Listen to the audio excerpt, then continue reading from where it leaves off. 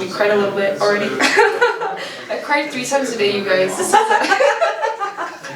No, really, like, I'll be editing and I'll have a mental breakdown.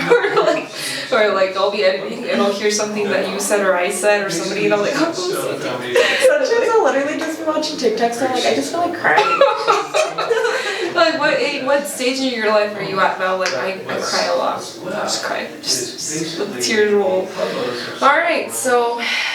Okay, during our break, Sam and I, we were talking just about life and just continuously showing up. And I was telling her that one of the reasons why I wanted to have her on the podcast is because I think I see a lot of parallels. There's different things that we've both gone through, things that she's done or experienced or gone through that I haven't. And there's things that we both definitely have. But I think one of them is just having resilience and having grit. And even in our worst days, we still show up for each other. And I was telling her that that's really hard to do, especially when you feel like abandoning yourself or like letting yourself go, or like you don't even want to get out of bed, and then getting out of bed but then still showing up for others. And I feel that very much working in like clinical therapy with kids, like where you just feel so bad but you have to show up with a smile on your face and provide the best services. And then when I see people or friends that are doing the same thing, I feel it. I'm like, oh my gosh, like I know you're going through it, and the fact that you're here showing up for me and laughing and smiling with me, like, oh, like what an honor, what a blessing, like what a feeling, because I know that sometimes we're hurting. And then the fact that you can still show up and like show me love even when you're hurting, like, whew. I got emotional there. We're gonna cry all over again, you guys. We're gonna just let tears roll. I feel like genuinely, like in every aspect of my life, I think I just try to give everywhere I can, like if I have abundant finances, taking all my friends out to eat and just giving as much as I can. And I feel like sometimes I'm not in a space emotionally where, I could give anything. Like, I'm not even at the point where I can, like, get up and get out of bed. Yeah. I'm on, like, day 3 of, like, not eating any meals at all. Yeah. Like, only drinking water, like, there's days where I cannot possibly show up for myself. And I think it's those days where I haven't shown up for myself, but also there's nobody else to show up for me. Yeah. And I feel like that's like when I have good days and I know that people are having bad days, like I literally know what it's like to actually have absolutely nobody there and just like, just be there. And I remember, having my townhouse, when I moved here, and it's, 2 stories, 2 bedrooms, 2.5 bathrooms, it's gorgeous, it's huge, but it's too big of a space. And I remember just like, sitting there on like the days where I just like couldn't show up for myself and just being like, this is actually like the saddest thing in the world. And I remember, I had never felt more alone.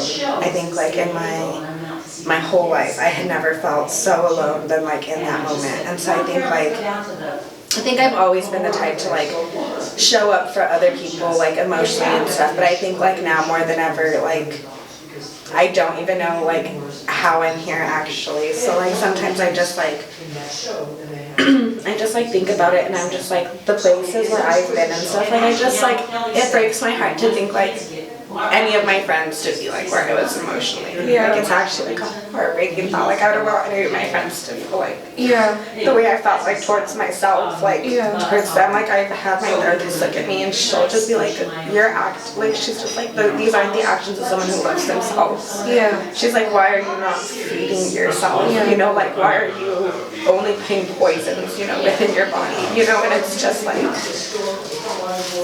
and there was times where I feel like I opened up, and I let people know, like, I'm struggling, this is my final call, like, this is it, like, there have been people who reached out to me and they were like, I did not think you were still gonna be here, like, making it past this year is like crazy, and I feel like I really saw the people who like really reached out to me, and a lot of those people were all like martial art people, and I sat hey girl, what's going on? Why aren't you training? What are you doing? I sat on Master Castillo's floor with, not a dime to my name, because I did have a will to live. Like, what will did I have to pay any of my bills, you know? So like all my bills started adding up, my credit started tanking, and the worst that everything happened, you know, just it seemed like there was actually zero way out, you know? And the more that I got into that, you know, obviously I wasn't a pleasant person to be around, and during this time I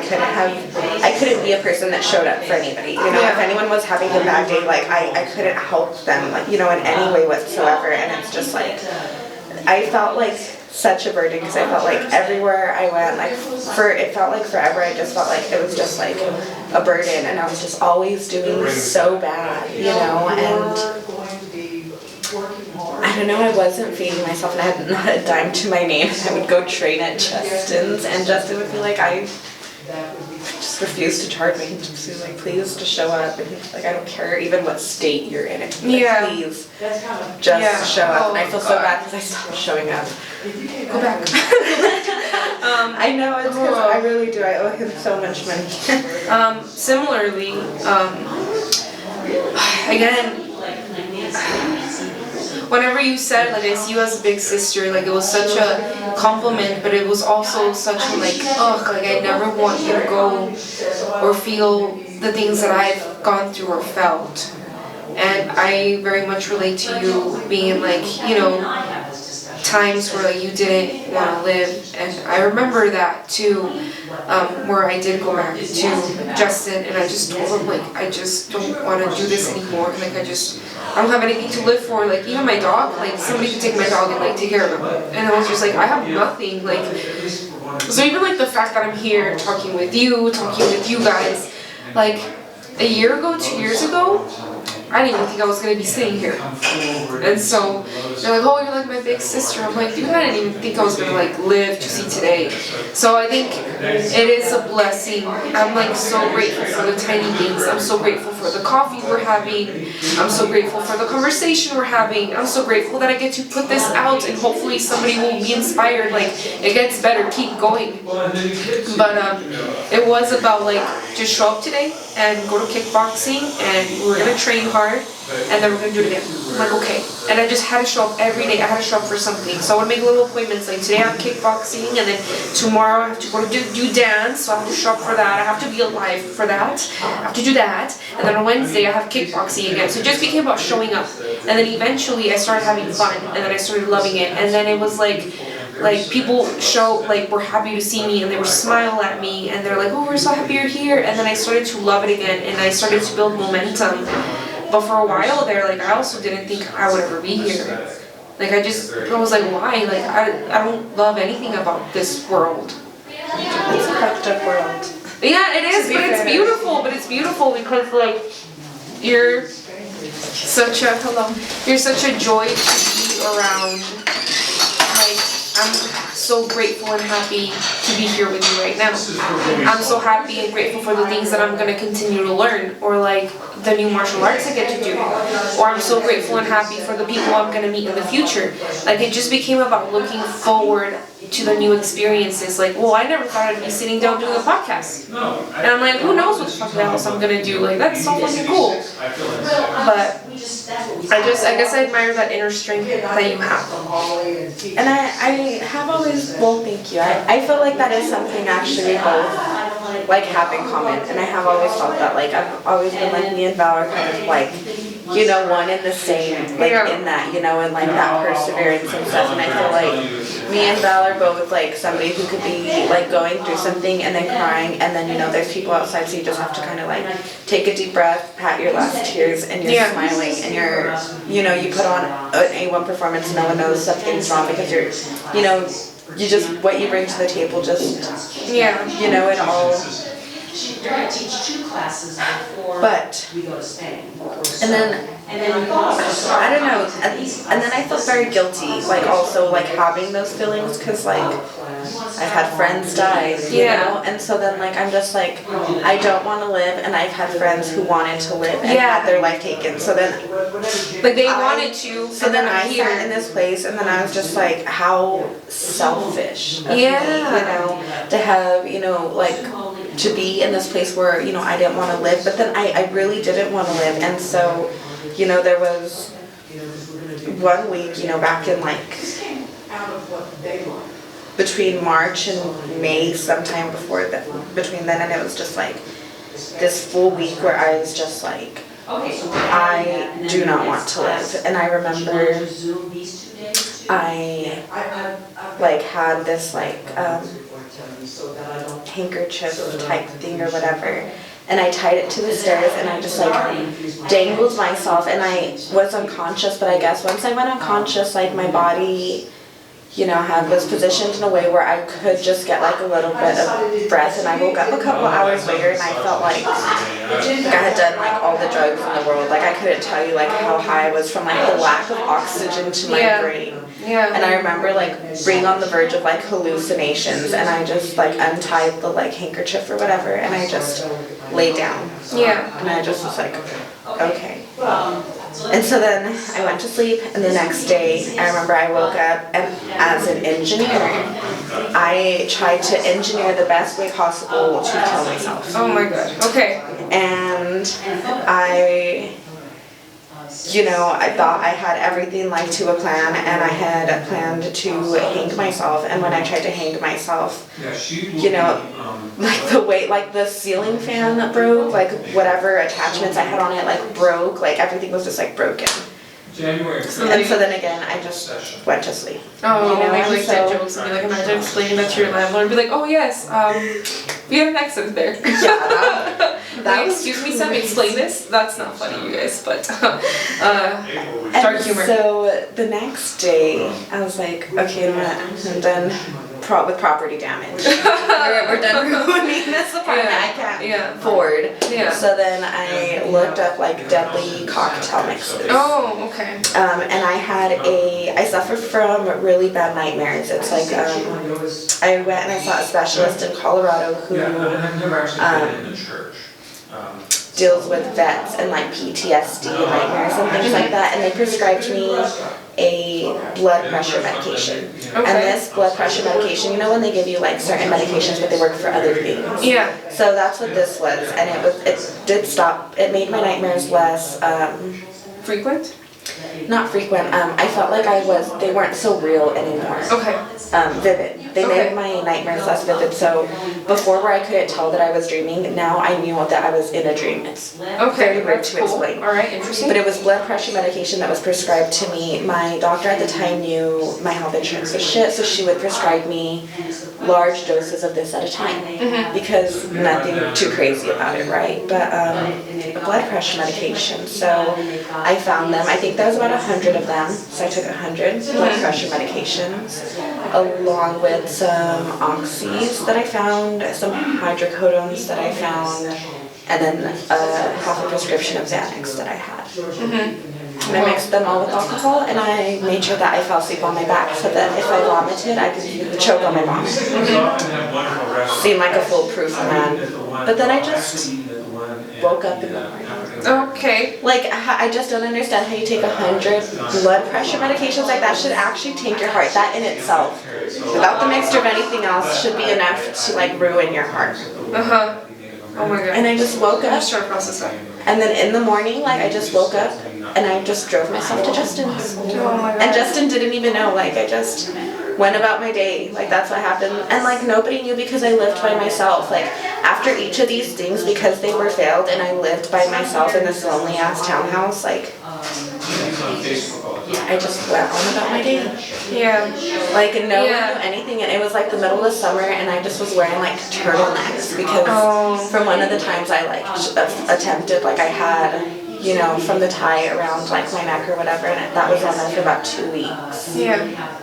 I think also when I lived on my own, I think it really sucks with the glamorization of like independence, of like, girl, you're doing it, you're killing it, like look at your space. Because I remember being so proud of my house and like being so proud of like my space, and you know, these words of like, you're doing so good, you're killing it, and I'm like, I'm killing myself, I don't even understand. No, yeah.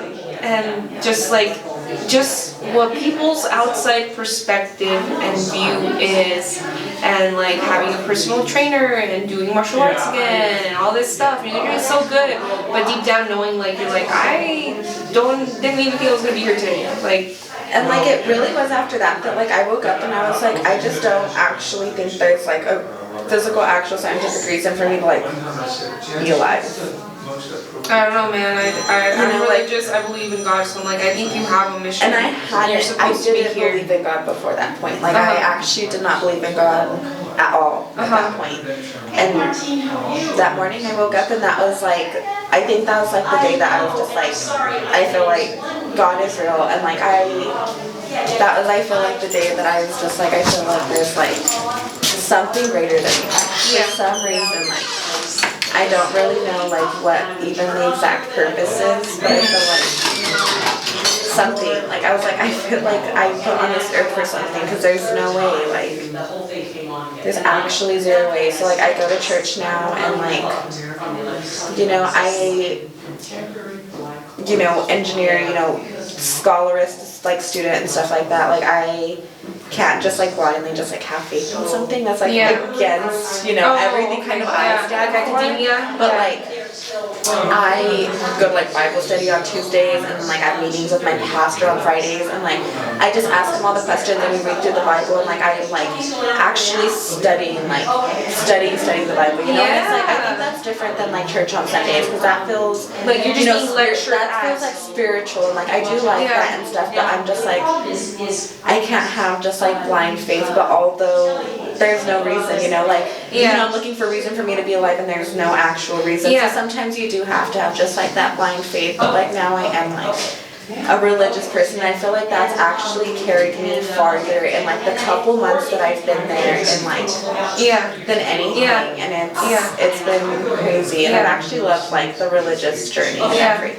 I completely agree, and I want to like touch on that more, because I also went through going back to religion. So I won't speak on that right now, but I did leave like religion and the church just because I had a lot of feelings of guilt for things that had happened to me that were, I was like, is that even my fault? Like I was a kid, and like just those feelings of shame and guilt, and I was like, fuck you guys, like fuck you, you don't know my story, you don't know what happened to me, like just like so much anger towards the church, like just so angry that I left.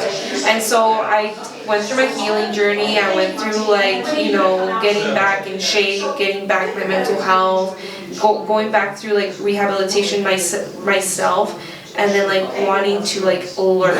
And I think that's another thing that draws us together, is that you're very logical, you're an academic, you're a scientist, like you're very reasonable. Like I think sometimes we're a little too smart for our own good. But we've both always been super really smart, and so it seems silly, but especially when my brother got cancer, like the one thing that I couldn't be the doctor, I couldn't be the nurse, I couldn't do anything, and the only thing I could do was like pray, and then like finding myself like on my knees crying, praying. And then I started praying for myself, not just like for my brother. I started praying for myself. And then I started going to church, and it was the same thing. It wasn't like I would go to church and just be told like the word of God or whatever. Like I was starting to learn, and there was like actually beautiful lessons about like being sad and like triumph, or like there was this person, their son died, and like it's like a storybook of people that go through hard things that sometimes I'm going through, and it's like they overcame it, so can you. And I'm like, oh, if they did it, so I can do it too. And I feel that same way, and I feel like, I don't know if anyone knows me, I guess I err a little on the wilder side, I'm more of a wild child. You're a wild flower. I think when it comes to, anything, given the opportunity, I will never say no. I live my life to the fullest extent, whether that means they're good choices I make or bad choices I make. I just make choices. And then we learn from it. We learn, but yeah. So, some of the choices I've made very questionable. So once I went into the church, I was meeting with the pastor, and I think the only reason I'm in the church is because I met this man. Like, this man is specifically the reason I even go to church. Okay. And he's like, Sam, he's like, there's stories in the Bible, he's like, and they're crazy. He's like, you could have killed a bunch of people. He's like, or you could have slept with 100 men, or you could have done this. And he's just like, I still love you. He's like, you could still come here. He's like, and God still loves you. And he's like, you know, church, I think, and I've never been a fan of the church, which is why I've never really been a religious person before. You know, because they've just never really had this accepting vibe, you know. And like, when I met my pastor, I was working at a strip club, not as a stripper. I was working as a server. Not that it makes a difference. Not that it makes a difference, you know. But I was working, nonetheless, at a strip club, and he knew this. He knew that I was coming, you know, struggling with my sobriety. Yeah. And I was trying my hardest to be sober, you know, but it was hard, you know, and I was struggling with all aspects of my life, and I felt like I literally had nowhere to go but to God, you know, and somehow I ended up there, and, you know, all these things, and he's just like, I don't want anybody to judge you. He's like, I don't want you to ever feel judged. He's like, I literally only want you to feel loved here. Yeah. And like, just the way he talks, like, I'm just like, I feel like he's just like the true like version, or whatever a Christian is. I'm just like, I feel like it's like him and stuff. And then, like, one time we even had like a service, and you know, I do have an Instagram, you know, some cheeks on there, you know. It looks like any other Instagram of someone my age, I would think. But he comes up to me after service, and we love to see each other. We joke and laugh all the time. And he's like, yeah, so I guess it's something the younger folks do. He's like, but somebody told me they looked you up on Instagram. He said, and they brought it to my attention because they told me that they thought you were very wild. Yeah. And I literally couldn't help, and I said, oh my God. And I like dropped to my knees laughing. I thought it was the most hilarious thing ever. It's like he falls to his knees laughing, because we're just like, I think it's so funny. And he's like, I just want you to know, he's like, I love that you're wild. He was like, people think Christians are just like these stuck-up, boring people. He's like, if I have one wild child at my church, he's like, maybe all the other wild childs will come. He's like, I want you to change. And just like, you know, just like little things. That's really loving. I'm just like, he's so loving, and I feel like that's the reason. And so like, when I move, like, I'm really scared. I'm like, finding a new church is going to be hard because I don't go to church to go to church. Yeah. Because I've never been a fan of the church. You know, I go to church because I love this guy, you know. Yeah, like the community, like how you feel there. Yeah. And like, you know, when I was struggling, they were paying my rent and stuff. So the church has actually really done a lot for me and stuff. Yeah. They do. I just another side of church that I did not have like a will to live, and they were like, okay, just live, I guess. And they they made my rent. Like, just live. Show up, wake up every day, I guess. And so I want to touch on the subject of forgiveness, because for me, going back to the church, it wasn't even so much like, I think kind of half the time that I went because I don't even know why I went. But then eventually I started listening. I'm like, eventually I went to something clicked. But they touched a lot of forgiveness, and I think for me, I need to like make sense of things. And so I'm still going to therapy. I was going to therapy, and they talked a lot about forgiveness and forgiving yourself, and like forgiving yourself for the things that you've done because you either didn't know better, or because that was the best choice that you had, or because, you know, whatever reason. Like, forgive yourself and do better. It's like, it's in the past, just move on, like, let it go, forgive yourself. And so that topic of like, forgive yourself, and it's like, every day is a new opportunity to start again. I don't know if you feel any way about that, but, you know, I could have a bad day, and I'm like, okay, forgive yourself, like, maybe you said the wrong thing, or maybe you could have done better, but try again. Just try again tomorrow. Just every day is a new day, just try again. And like, every day is just about being better. And like, what happens today, like, I let it go, and I just try again tomorrow. Like, I just try again.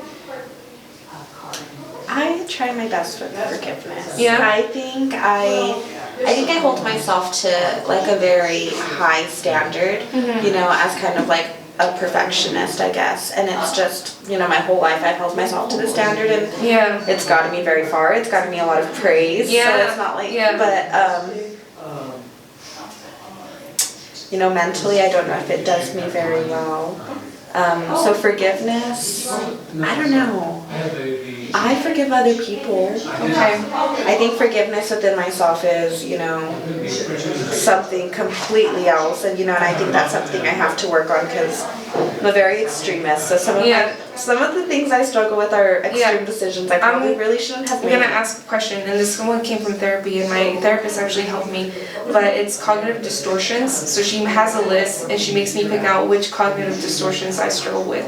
And one of the reasons why I think maybe you'll struggle with this one too, but the cognitive distortion that I go back to is like I should have known better. And I think it's because I always grew up being praised for being smart or like my intelligence, that if I didn't know, like if I wasn't like smart enough, it's like, well, you should have known better. Like, well, what did you say? You know what though, to be fair, I feel like I do tell myself that sometimes. I'm like, you should have known better. But then I'm like, but you know what though? I have been telling myself as in such a young age, like, no, I never got the chance to be a little kid. Like, sorry, it's a little kid and me fucking up. Like, no, I actually don't know better. Yeah. You know, and I think, you know, as you grow up and as you begin to work through things, you know, and it comes with like forgiveness and stuff. I grew up with actually like a deep hatred for my parents. Oh, you know, and you know, it sparked, you know, an emancipation. It sparked years of us not talking and stuff. You know, it wasn't until this year that I moved back, fairly recently in months, that we became close with each other. Yeah.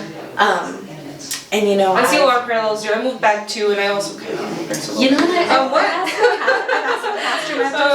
You know, and like I bring it back to religion. I'm like, if everyone makes everything about God, you know, let me ask you these questions, like, cause what the fuck? Yeah. You know, like, you know, if God gives his, like, you know, battles to strongest soldiers, like, God must think I'm like 6'4" and like jacked, you know?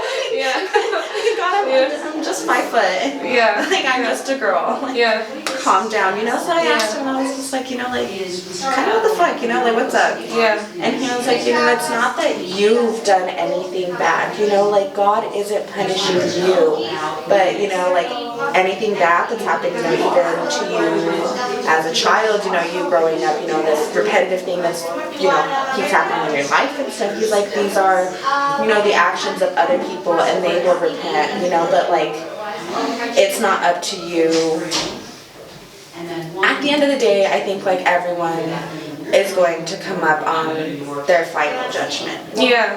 And I don't think it's up to me to judge them, you know. And I think we're all a lot fighting of our that, battles. you know, and I had a very public battle like 3-4 years ago, and I made it very public, like on Instagram. And I was like posting this guy's like driver's license, like this guy's ID, birthday, like like his address. You know, I was ruthless. You know, he owned a business. He got fired from being partial owner of the business. You know, I made it like my entire personality, and I feel like you know, and he can't really get a job here. No one really wants to work with him, and you know, rightfully so, because you know, kind of he's a sex offender. You know, so he shouldn't be working with people. So like, I feel like I served my purpose, but I feel like it came at the expense of my mental health because I couldn't just forgive. Yeah. You know, and so I feel like once you forgive, like it's not even about them. Like at the end of the day, and I feel like that's so cliche, and it took me forever to realize what people meant by, you know, it doesn't really have anything to do with the person you're forgiving, but you know, like it's giving yourself that freedom and finally being like, you know what, this actually doesn't have any power over me. Like I actually hold all the power over this. And at first I applied that to, you know, like a sexual assault, and I was like, you know what, I have the power over this. And then, you know, as I kept trying to go to therapy and, you know, heal emotionally, I was like, okay, well, started with the sexual assault, you know, and now I kind of want to relate that to like my parents, you know, and after, you know, I looked at it that way, you know, now I want to apply this to my relationships, and then, you know, after that, how I've applied that to my friendships, and, you know, just kind of like outwardly applying that and just... I think you said a lot of things that I completely agree with. I think when it came down to forgiveness, it also became about exactly what you said. It's like them not having power over me anymore, and like taking it back and be like, you know what, you did this to me, or this happened, but I'm gonna move on. And you know what, like, I'm sorry that you had to do that to make you feel better about yourself. Like, I'm sorry that that is what you had to do, but I'm good. Like, I'm living my life. I'm gonna continue to thrive. I'm gonna continue to glow. I'm gonna, you know, and it became about like, like moving on, but with power, and like not holding it like as like that grudge, and just letting it go and be like, I'm sorry that you had to do that. And even when you're open about that and you're just like, you know what, like this is the situation and it just is what it is, you know, and you're just kind of advocating. Like I've made lifelong friends, and you know, some of those people we were